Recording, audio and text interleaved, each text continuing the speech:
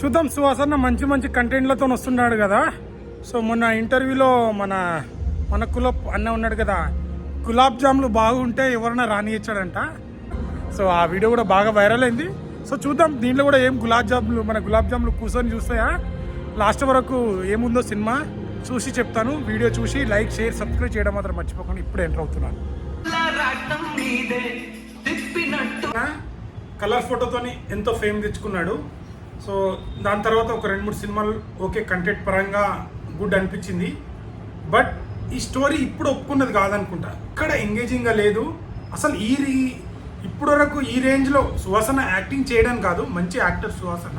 But ఇప్పుడు తనకి క్రేజ్కి ఆ స్టోరీ చేయాల్సిన అవసరం లేదు అని నాకు అనిపించింది. అంటే ఫస్ట్ హాఫ్ మొత్తం ఏదో సాగదీసినట్టు, బాగా బోరింగ్ సీన్స్ అన్నీ. ఎక్కడ అంటే ఒక పాట కొద్దిగా ఎగ్జైట్మెంట్ అనిపిస్తుంది, ఎక్కడ మూవీ ఎంగేజింగ్గా అనిపించేది. సుహాసన యాక్టింగ్ ఓకే. నాకు ఏదైనా ఎంగేజింగ్గా అనిపించిందంటే ఆలీ గారి సీన్ ఒకటి ఉంటుంది, చిన్నది ఎమోషన్ సీను, అది కొద్దిగా బెటర్ అనిపించింది. కామెడీ కూడా అంత వర్కౌట్ కాలేదు, ఓకే ఓకే అనిపించింది. సో మొన్న ప్రీ రిలీజ్ ఈవెంట్లో గులాబ్ జామ్ బాగుంటే ఎవరైనా రావచ్చు ఇండస్ట్రీకి అన్నారు.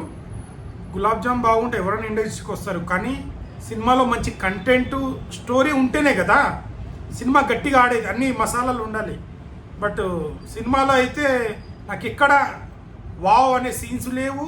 ఎందుకురా నాయన ఈ సినిమా తీసిండు సుహాసన్న అంటే, ఎట్లాగో డబ్బులు పెట్టినా కదా చూద్దాంలే లాస్ట్ వరకు అన్న ఫీలింగ్ తప్పించి ఒక హై ఇచ్చే సీన్ కానీ, ఒక హై డైలాగ్ కానీ, మొత్తం రొటీన్, ఎక్కడ కొత్తదనం అనిపించలేదు సినిమాలో.